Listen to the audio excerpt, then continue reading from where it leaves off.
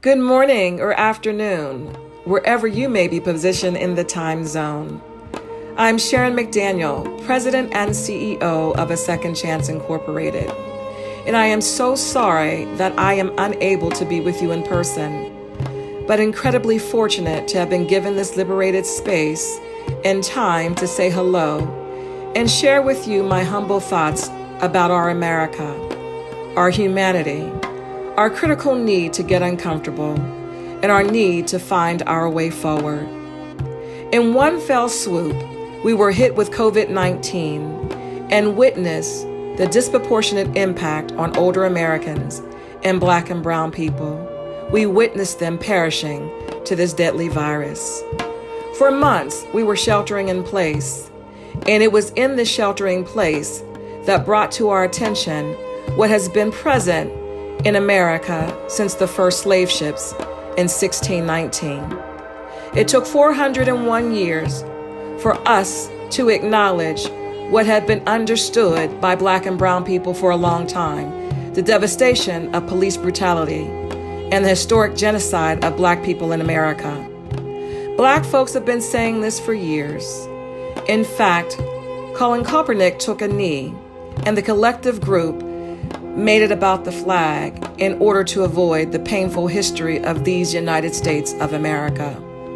Dr. Ibram Kendi said that when white people say they're not a racist, he says that while you're not a producer of the ideology, you are a consumer of it. So we must ask ourselves, why did it take Mr. George Floyd's death for white people to see his humanity? Race is a social construct. It is not biological. We are more the same biologically than different. However, the construct of race allows the othering for one group to be superior to the other. We see this in all systems that is fraught with anti-Blackness. The more white my school, my neighborhoods, my clubs, the more valuable they are.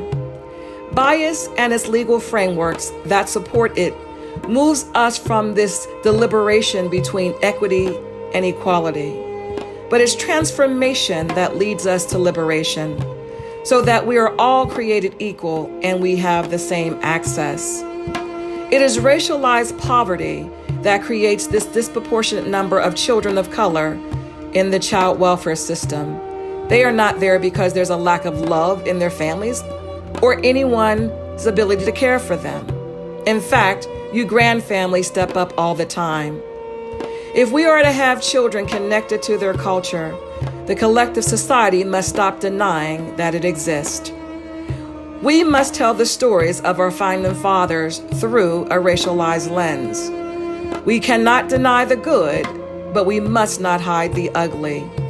We must tell each child that they are special each and every day, and we must acknowledge that Black adults and our children are simply exhausted by the 401 years of being denied our birthright to know who we are, and for America to attempt to socialize us in a way that denied our existence.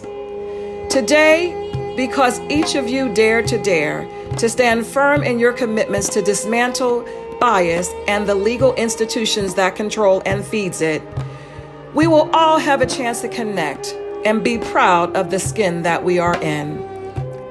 As I close, thank you for this incredible opportunity. And may each of you have a wonderful 2 days of learning, sharing, and hoping. Forever humble, I thank you. God bless, and see you soon.